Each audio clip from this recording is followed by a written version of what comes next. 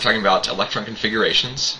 This is a topic you had from general chemistry. Some of you may have understood it, some of you might not have. And hopefully you'll have a little bit more other just information that you didn't have in general chemistry, exceptions.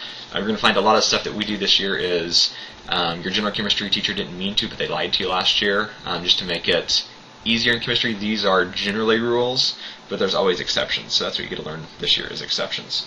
You might take this out of your packet. It's the Aufbau Hotel. I'm going to be writing kind of on a copy of this on the screen, but you might have that just in front of you as you kind of watch and take notes today. Okay? So the Aufbau Hotel, a model for electron configurations. Conventions are coming in. Ooh, so today you are in training. Okay, you're going to be working at the Aufbau Hotel, probably behind the front desk, checking people in as they come. So a few rules. We have several things. So the first thing is be customer focused. Okay, people come to our hotel not because of our great amenities. I mean, it's a hotel here in Olathe. So are they coming for Disney World, SeaWorld? Obviously not. They're coming because some convention could find a better place to host. Okay, so they're here in Olathe. So we're going to start with the lowest priced room. It's in our name, Aufbau. It's German, it means building up. But we're going to fill up the cheapest rooms first. Okay, so people come to our hotel because we are cheap. They probably have a allocation from their job. You have $150 to spend a night on the room. Well, if they only spend $20, what can they do with that $130? Go out and have a nice meal. I don't know. They can go to AMC and watch a movie. I don't know.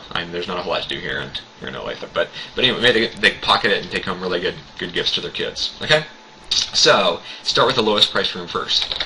The second thing is there's two managers, and you have to be careful of these two managers because you don't want them on your bad side. So manager Paulie, his deal is each room can hold a maximum of 2 people. Okay, so don't ever put 3 in there, maximum of 2. But they have to sleep in opposite directions, which makes sense. Okay, if you are going to a convention, you've probably left your family behind. If you're going to be in a hotel with someone you don't know and you're sharing a bed together, probably it's better to sleep head to feet, feet to head, because I don't know. It's just in your best interest. Okay? So the other manager is Manager Hund. Okay? And his deal is if there are rooms of this. So if there are rooms that are $20 a piece, don't double up guests until you have to. So if you're at a convention, you would rather sleep probably by yourself than with some stranger because you have no idea who you're going to be stuck with. So if you're paying the same price, okay, give me a room by myself. All right? So those are our rules, and we're going to kind of just walk through some scenarios now. Okay? So our first convention, let's say the Hyacinth convention came to town. Okay? There's one guest. Okay, this shouldn't be too difficult. So kind of if we look at our Aufbau Hotel, let's kind of just look at it, see if we can figure stuff out. Price is listed here on the y-axis, so our cheapest rooms are at the bottom. How many types of rooms do we have? Looks like we have some smoking rooms, we've got some premium rooms, we have some deluxe rooms, and some fabulous rooms. Okay, so if we look kind of at our thing, our price, what's the cheapest room? People come to our hotel because they want the cheapest price. So we can put this person in the first floor smoking. Okay, and we might just have on our sheet at the desk. We're going to put them in there. We're going to say they're going to sleep up. Okay, so and then we're good. So you're on the first floor smoking. They're checked in. We're good. All right, so completely different convention now, starting with new people. This is a different date. The Hell's Angel Biker Convention. It's people going up to Sturgis, probably from Texas or somewhere. Their bikes broke down. They didn't make it to Sturgis to the big, probably Davidson Rally up there, so they're stuck here. Okay, so there's 2 people. So where's the first person going to go? Well, the cheapest room. What is it? First floor smoking. So we're going to stick them right down here. We're going to tell them, why don't you sleep up? Where's the second person going to go? Well, can we fit someone else in the smoking room? Sure. Okay, it's still the cheapest room. So we're going to tell them you need to sleep down. All right? Because we want Hund off of we want Polly off of our back. So that's it. 2 people, we're good. All right, completely different convention now. The Berry Growers Convention. Okay? Total of 4 guests. So where's guest number 1 going to go? They're going to go on this first floor smoking. Second guest, down. Where's number 3 going to go? Well, our next cheapest room, because we have filled up our first floor, is the second floor smoking. Okay? And where's our 4th person going to go? Well, our cheapest room, notice that these are different. Okay, it is not hydrogen. If you remember our podcast, our 3.2 podcast, if it's hydrogen, all these rooms would be level, but as soon as we introduce more than one electron, we have repulsions between them, so it throws off our energy levels. Okay, so our second person on the second energy level is going to sleep down. All right, our next convention is the bowling convention. Okay, so we have some bowlers coming to town, and we're going to speed this up. First person, first floor smoking, second floor smoking, second smoking, second smoking. Where's our third person going to go? We have three choices. Where should we put them? It doesn't matter. Okay, they can go in any of these premium rooms, and they don't all have to start sleeping up. Well, I guess they do. Once someone starts sleeping up, they're all going to have to sleep up, or if they start sleeping down, that's fine, but we can put them in the third room. Okay? All right, Carver's Convention. So we have a total of 6 guests, and here we go, up, down, we might go up here, and where does our 6th person go? All right, and this is Hun's good deal. Don't pair up people if you have rooms the same price. So all of these premium rooms are the same price. Okay, horizontally they have the same price. So we are going to put them in separate rooms before we start pairing them up. All right, Neo Fan Club. All right, so Matrix is kind of an older movie. Neo is pretty cool. All right, here we go. That's 4. We're going to go 5, 6, 7. And then 8, 9, and 10 are going to go in the same rooms, but sleeping the opposite direction. So we want Polly happy with us. All right, the Police Action League. These are the people that call you at night, like right at dinner time, wanting to see if you can support the police. All right, so that's 4. We're going to have 5, 6, 7, 8, 9, 10. And then we're going to have 11, 12. Same smoking room. That's 12, 13, 14, 15. Okay? Lastly, the Brokers Convention. The only thing I want to talk about here is kind of this weirdness that happens here. Okay, so we're going to go 1, 2, 3, 4, 5, 6, 7, 8, 9, 10, 11, 12, 13, 14, 15, 16, 17, 18, 19, 20. All right, so we have 20 so far, and something crazy happens here. Our rooms are based on price. Notice, where is this room? It's really on the 3rd floor. But based on price, okay, because it's a nice deluxe room, it is more expensive than this 4th floor smoking. Okay, so as you kind of go up, you have nicer views. That's why rooms cost a little bit more. So even though this 4th floor smoking has a lot better view, okay, because it's on the 4th floor, this deluxe room, you know, it comes with a mini fridge. It's actually 2 rooms. Still has 1 bed, but there's 2 rooms. There's kind of like, you know, your place where your television and couch is. But it's a much nicer room. But it's on the 3rd floor, but based on price, okay, it really falls between the price of a 4 smoking and a 4 premium. Okay, so that's 20 people. 21, 22, 23, 24, 25, 26, 27, 28, 29, 30, 31, 32, 33, 34, 35. Okay, and that's our Brokers Convention. So, we're just going to blow. Yep. Okay. So Electron Configurations. There aren't really hotels in chemistry. We call them Electron Configurations. Hund's rule is really similar to Manager Hund. But when electrons occupy orbitals of equal energy, they don't pair up until they have to. Okay? Same as the people. If you have rooms of the same price, don't make them sleep together if you can have rooms of the same price. And in Pauli, electrons have opposite spin in order to occupy the same orbital. Okay, which really goes back to Pauli's exclusion principle from our last podcast, which stated that no 2 electrons can have the same function for C. Okay? So Pauli's exclusion, electrons have opposite spin in order to occupy the same orbital, or people sleep in opposite directions. All right, so let's determine the electron configuration for phosphorus. Okay, so if we look at our periodic table and find phosphorus, and we see that it has 15 protons, how many electrons must it have? It must have 15 electrons. So kind of using how many electrons has 15, so we need to find spaces for 15 of these guys. So 1s, we're going to put 2 electrons here. Okay, first 2 electrons go in the 1s orbital. We have 13 electrons to go. So our next 2 are going to go in the 2s orbital. We have 11 more. Our next 6 go in the 2p orbitals. Okay, 5 left. Next 2 go in the 3s. 3 more. And how are we going to put them in the 3ps? We're going to put them all going the same direction, okay, as soon as we start filling them. So we are going to summarize this stuff, okay, this electron configuration on paper with this shorthand. Okay, 1s2, 2s2, 2p6, 3s2, 3p3. Okay, so 1s, we have 2 electrons, 2. 2s, 2. 2p, we have 6. 3s, 2. And then 3p, we only have 3. Okay, and this is an electron configuration. Alright, so write the electron configurations for magnesium and nickel. How many unshared electrons does each possess? Okay, so let's go back to our periodic table. Magnesium has 12. Alright, so if we kind of do magnesium here, our first 2 are going to go in 1s2. It means we have 10 more. So what's the next thing we fill? Well, after we fill the 1s, we fill the 2s. And how many can we put in there? We can put in 2, so that's 4. What comes next? 2p. How many can fit in there? We can fit 6. So we have now found rooms for 2 for 10 people. So what's next? 3s, and we can fit 2 there. Okay? Because s is one orbital, okay, and we have one sleeping up, one sleeping down, how many unshared electrons does this have? And we're going to say 0.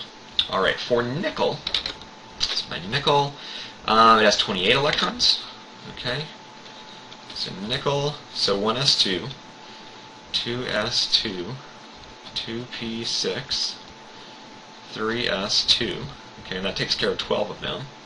And then what comes next? 3p, and we can fit 6 in there. And then we have 4s, which we can fit 2 in.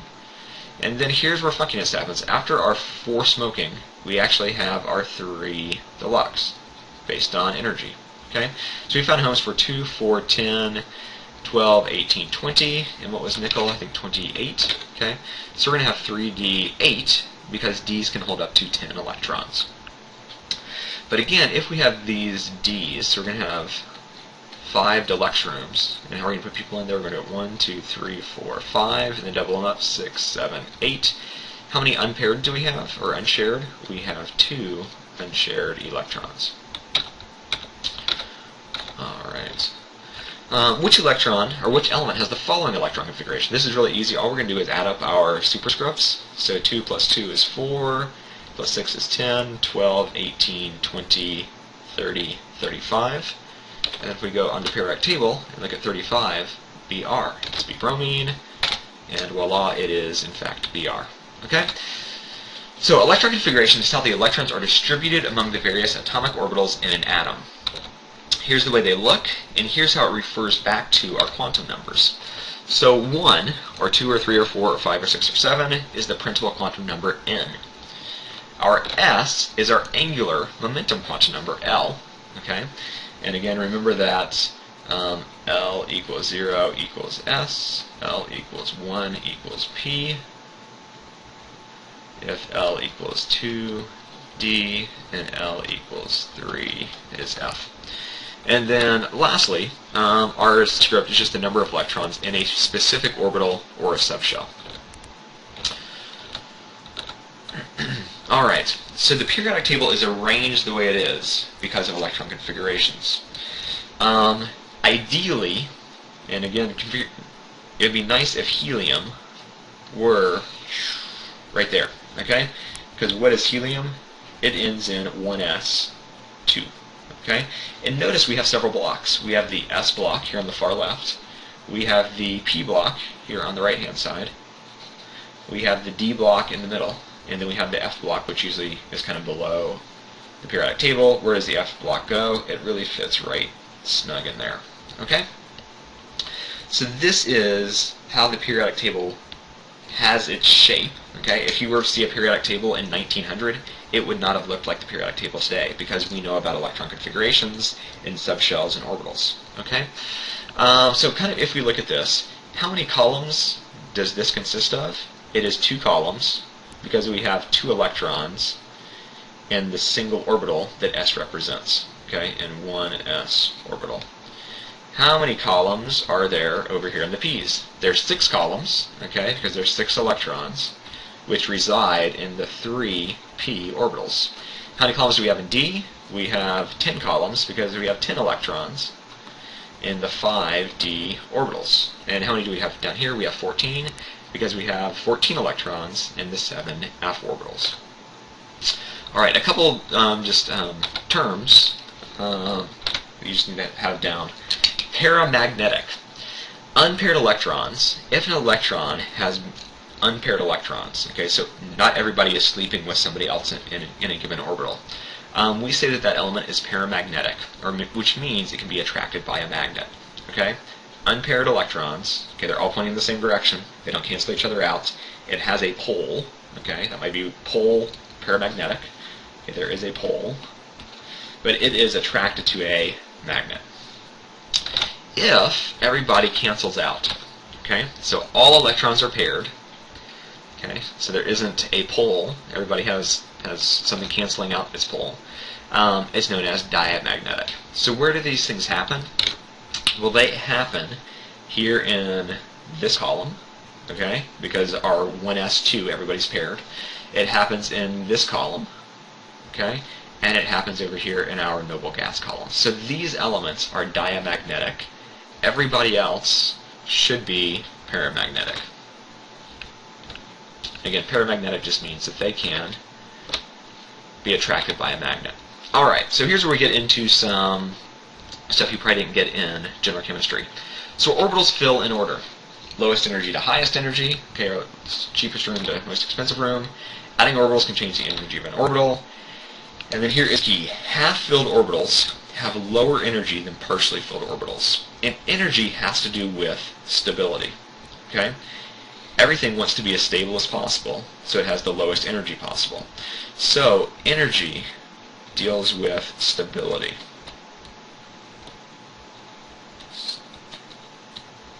Alright, so half-filled orbitals are more stable than partially filled orbitals. Makes them more stable.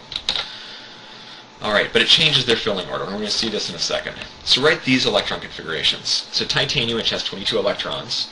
I think I already had it done for us, but it is 1s2, 2s2, 2p6, 3s2, 3p6, 4s2, 3d, 2. Okay? And if we look in the periodic table, it is right here. Okay? So notice this is the D block. Okay? Which element is it in the D block? D1, D2. So it is listed as, should end in D2. Alright, if we go to vanadium, which has 23, so it's just titanium's next door neighbor, vanadium. It is going to have 1s2, 2s2, 2p6, 3s2, 3p6, 4s2, 3d, 3. Okay? Who's next to vanadium? It is chromium. Okay, so chromium has 24 electrons. So we're going to say it is 1s2, 2s2, 2p6, 3s2, 3p6, 4s2, 3d, 4. Okay, and that makes sense again because we have 3d1, 3d2, 3d3, 3d4. So that is what is expected, but it's not true in actuality. Okay? So what happens is chromium is really this. And notice this changed. So on our last slide we had 4s2, 3d, 4. So up here we have a full orbital, full, and we have a partial. Alright, what do we have now? We don't have a full anymore, but we have a half, and we have a half. Okay, because an S can hold 2, it's holding half of 2, and a D can hold 10, it's holding half of 10. So why? We have two half-filled orbitals. So it's slightly lower energy, or it really means it's more stable. The same principle applies to copper. Okay, so copper has 29 electrons. So what we expect, okay, let's find copper right here. So it's going to be D1, D2, D3, D4, D5, D6, D7, D8, D9. Okay, so we expect this, but this is wrong because if we can promote one of these S's up to the D, okay, so we take it from our S, put it up here. Now notice we have a half and a full instead of a full and a partial. Okay, so half-filled orbitals are always more stable than partial. Alright, so where do these exceptions occur? They occur in the same place. You just have to know about it. Okay, it is in D4. Okay, so these are not really S2D4. They're always going to be S1D5. And also in stuff that we'd expect to be D9. So instead of these things being D9, they're really going to be S1D10. Okay, and those are our exceptions. Losing electrons. When becoming ions, D block atoms lose electrons from the previous S block shell first. Okay, so if we were to, let's just do titanium probably. Okay, we're going to do this a little bit differently. So titanium has 22 electrons. So I'm just going to do a kind of circles instead. So if we have our s orbital, this is 1s. How many electrons can we put here? We can put 2. So 1, 2. Our next orbital, okay, is going to be 2s. And in the same shell, we're going to have our 2p. So we can put 6 more. 1, 2, 3, 4, 5, 6. Or it holds a total of 8. So right now we have 10 electrons drawn so far. Okay, so our next thing to fill is 3s. So we have 3s2, and then we have 3p3. 1, 2, 3, 4, 5, 6, 7, 8. And then what happens? We have 4s that gets filled. We have 4s2. But then what happens? Where do our 3ds really belong? They really are back here on this third shell. So we're going to put 2 more here. Okay? So we should have 22 kind of electrons drawn, or 22 spheres. But whenever these lose electrons, okay, whenever titanium becomes an ion, okay, so whenever titanium becomes a +1 ion, or really a +2 ion, more likely, whose electrons are these going to lose? It's going to lose the ones furthest from it. So it's going to lose this one and this one. Okay? So, let's go back. So what does that mean about its electron configuration? Well, titanium really starts as 1s2, 2s2, 2p6, 3s2, 3p6, 4s2, 3d2. Okay? But if we're doing the electron configuration of titanium +2, alright, what is it going to look like? These are the electrons that are gone. So it's going to be 1s2, 2s2, 2p6, 3s2, 3p6, and then 3d2. How come? Because the electrons in the 4s were lost because they're furthest from the nucleus. Alright, isoelectronic. This is, I think, our last slide. Species with the same number of electrons. Which of the following have the same number of electrons? So again, if we're kind of looking at charges. So let's look at our periodic table. Chlorine. So chlorine has 17, but it's chloride ion, so this thing really has 18 electrons. Neon has 10 electrons. Fluoride, or fluorine -1, so it has 9, but it has an additional electron because it has a -1 charge, must have 10. Magnesium ion, so it starts with 12, but it has a +2 charge, so it lost 2, it has 10. Potassium has 19. And then oxide, or O2-, oxygen has 8, and it has a -2 charge, so it gained 2 more. So, which of the following have the same number of electrons? Well, oxide, magnesium ion, fluoride, and neon all have the same number of electrons. How come? Because some are ions, some are not, but they all have the same number. What would the election for those sharing the same number of electrons be? So, as part of your review for me, or your summary, okay, say they all have the same number of electrons, so they have the same configuration. What is that electron configuration? Okay? That is it. That is electron configurations. Hopefully that hotel helps a little bit. I think one of the more important things is this. We might have to do a little bit of this in class tomorrow. But this periodic table, where's the periodic table? What's this next slide? This thing right here. That is how you know electron configurations, a periodic table, which you always have available to you. Okay? So anyways, have a great evening. Do that one thing in your summary, give me an electron configuration, and I will see you in class tomorrow.